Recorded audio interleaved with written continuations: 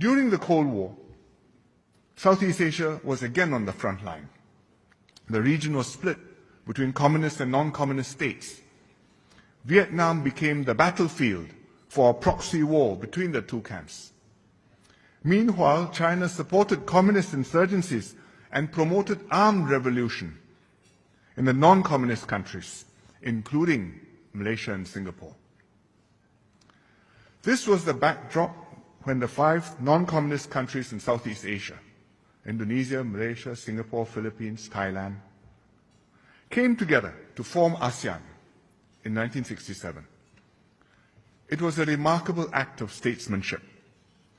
Several of the partners had a recent history of conflict with one another, and the wounds had yet to heal fully. But with ASEAN, the 5 countries eschewed conflict and took the path of dialogue, cooperation, and friendship. We integrated into the world economy, linked up with the advanced countries, and thrived.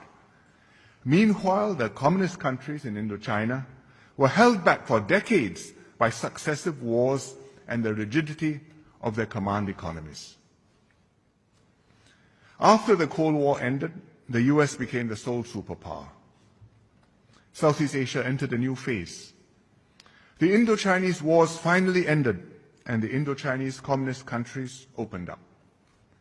Earlier, Vietnam had invaded Cambodia, thus posing a serious threat to its non-communist neighbors.